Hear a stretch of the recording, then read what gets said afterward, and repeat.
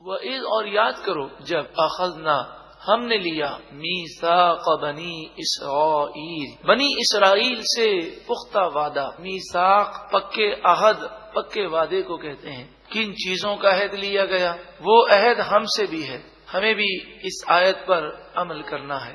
لا تعبدون الا اللہ، کہ تم اللہ کے سوا کسی اور کی پوجا نہیں کرو گے، صرف اللہ ہی کی عبادت کرنا. وبالوالدین احسانا، اور والدین کے ساتھ بھلائی کرنا. بنی اسرائیل کو بھی والدین کے ساتھ بھلائی کا حکم دیا گیا اور ہمیں بھی حکم دیا گیا. اس سے والدین کے ساتھ بھلائی کی اہمیت کا اندازہ آپ کر سکتے ہیں. ابن ماجہ کی روایت ہے، نبی کریم صلی اللہ علیہ وآلہ وسلم سے پوچھا گیا ما حق الوالدین علی ولدہما، والدین کا کیا حق ہے اولاد پر؟ قال رسول اللہ صلی اللہ علیہ وسلم، اللہ کے رسول صلی اللہ علیہ وآلہ وسلم نے ارشاد فرمایا ہما جنتک و نارک، یہ تیری جنت بھی ہے اور تیری جہنم بھی ہے. ان کی خدمت کرے گا تو جنتی ہو جائے گا اور ان کے دل کو دکھائے گا تو جہنمی ہو جائے گا. والدین کے حقوق اگر مزید سماعت کرنا چاہیں تو یہ کیسٹ حاصل کریں. آخر قصور کس کا؟ آخر قصور کس کا؟ وذل قربا، اور رشتہ داروں کے ساتھ اچھا سلوک کرو.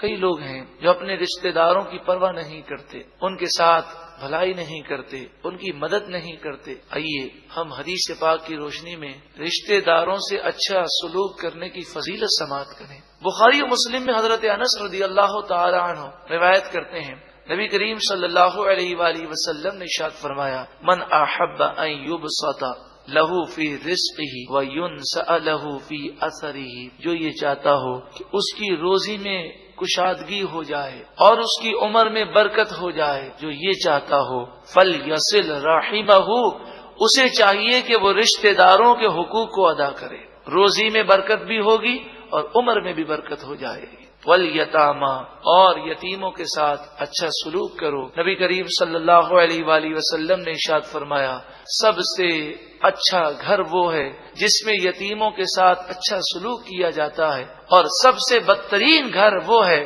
جس میں یتیموں کے ساتھ برا سلوک کیا جاتا ہے. یتیم کے سر پر محبت کے ساتھ شفقت کے ساتھ کوئی اپنے ہاتھ کو پھیرتا ہے، فرمایا حدیث پاک میں اس ہاتھ کے نیچے سے جتنے بال گزرتے ہیں اللہ تعالیٰ ان بالوں کے برابر نیکیاں عطا فرماتا ہے. والمساکین، اور مسکینوں کے ساتھ غریبوں کے ساتھ اچھا سلوک کرو. وقولوا للناس حسنا، اور لوگوں سے اچھی بات کہو، بات میٹھی ہونی چاہیے، گھر میں بھی میٹھے ہو جائیں باہر بھی میٹھے ہوں. گفتگو ایسی ہو جیسے زبان سے پھول جھر رہے ہیں. جب اچھی گفتگو کریں گے تو جنت کی بشارت ہے. نبی کریم صلی اللہ علیہ وآلہ وسلم کے سامنے ایک جنازہ اٹھا، کسی عورت کا جنازہ تھا. صحابہ کرام علیہم رضوان نے عرض کی یا رسول اللہ صلی اللہ علیہ وسلم، یہ عورت بہت نیکیاں کرتی، بہت نوافل پڑھا کرتی، مگر اس کی زبان سے اس کے پڑوسی تنگ تھے، زبان سے لوگوں کو تکلیف دیتی تھی.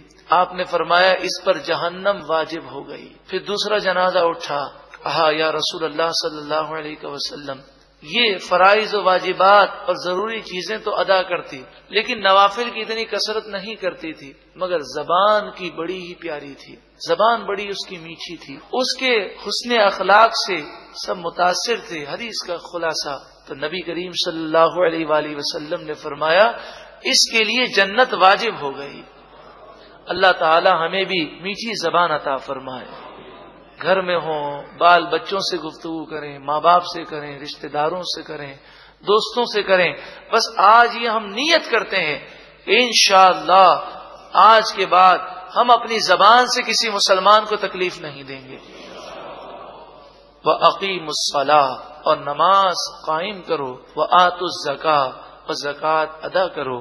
ثم پھر تولیتم، تم پھر گئے. الا قلیلا منکم، مگر تھوڑے تم میں سے اس عہد پر قائم رہے. وانتم معرضون، اور تم ہو ہی منہ پھیرنے والے. بنی اسرائیل سے کیا جانے والا دوسرا عہد ذکر کیا جاتا ہے. وَإِذْ أَخَذْنَا مِيثَاقَكُمْ، اور یاد کرو جب ہم نے تم سے پکا وعدہ لیا. لا تسفکون دماءکم، کہ آپس میں ایک دوسرے کا خون تم نہیں بہاؤ گے، قتل نہیں کرو گے.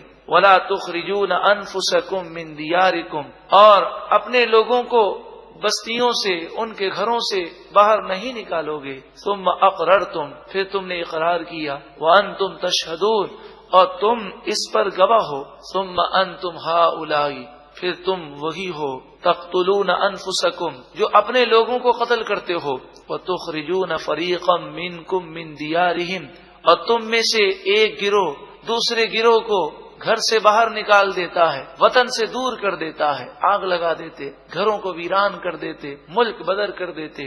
اوس اور خزرج جو مدینے کے قبیلے تھے، نبی کریم صلی اللہ علیہ وآلہ وسلم نے جو اسلامی ریاست مدینہ منورہ میں بنائی، اس سے پہلے یہ مدینے کے دونوں قبیلوں کی لڑائیاں جاری تھیں، اوس اور خزرج کی۔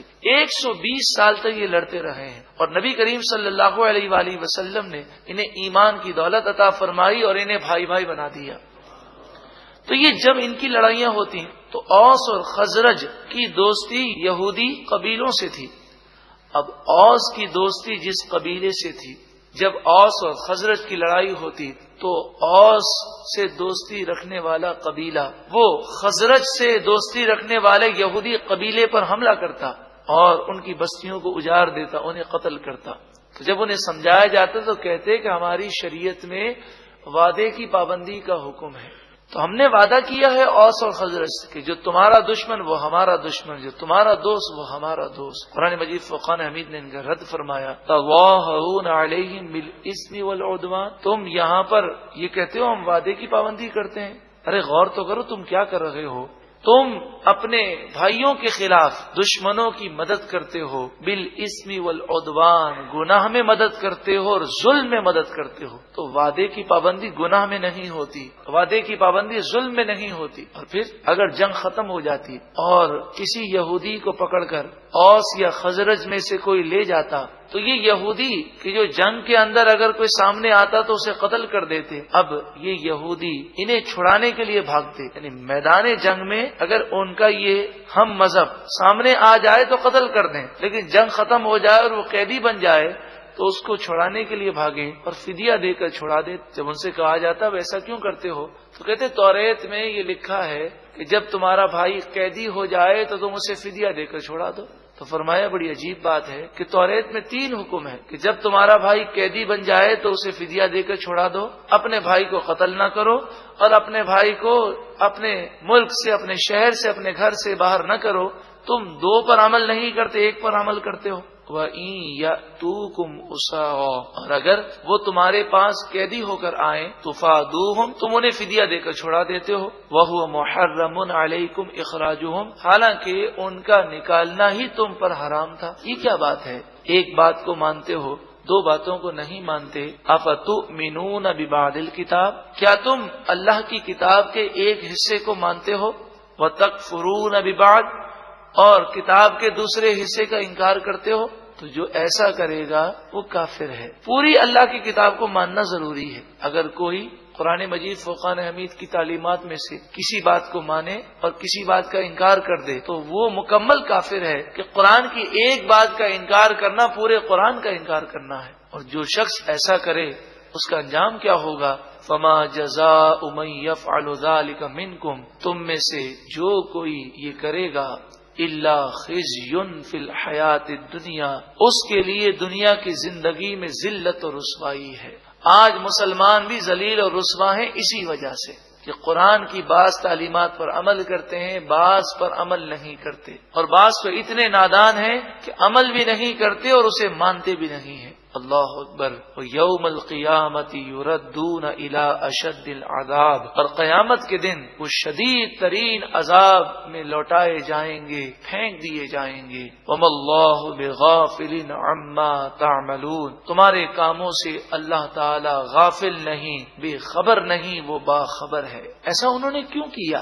سب کچھ جانتے بوجھتے اتنا بڑا گناہ وہ کیوں کرتے؟ فرمایا اولئک الذین اشتروا الحیات الدنیا بالآخرہ۔ قرآن کی فصاحت و بلاغت پر قربان جائیے۔ قرآن کا انداز مبارک تو دیکھیے، 1400 سال گزر گئے لیکن آج بھی اس کتاب کو پڑھیں تو ایسا لگتا ہے کہ آج کے دور کی باتیں اس میں موجود ہیں۔ یہ قرآن کا معجزہ ہے۔ کوئی بھی پرانی کتاب پڑھی جائے تو لگتا ہے کہ کئی صدیوں پرانی کتاب ہے، لیکن قرآن کو پڑھیں تو لگتا ہے کہ جیسے ابھی اس کا نزول ہوا ہو۔ دنیا کی محبت یہ تمام برائیوں کی جڑ ہے، یہ تباہ اسی وجہ سے ہوئے۔ اولئک الذین اشتروا الحیات الدنیا، انہوں نے دنیا کی زندگی کو حاصل کیا بالآخرتی، اپنی آخرت کو داؤ پہ لگا کر۔ آخرت برباد ہو تو ہو، جہنم ملے تو ملے، قبر میں عذاب ہو تو ہو، اس کی پرواہ نہیں۔ آج بھی مسلمانوں کا یہی حال ہے۔ فلا یخفف عنہم العذاب، اور قرآن نے آگے فرمایا پس ان سے عذاب ہلکا نہ کیا جائے گا، ولا ہم ینصرون، اور ان کی مدد نہ کی جائے گی۔ بنی اسرائیل کے یہ واقعات ہماری نصیحت کے لیے ہیں، ہم بھی سوچیں کہ کیا ہم ایسے تو نہیں۔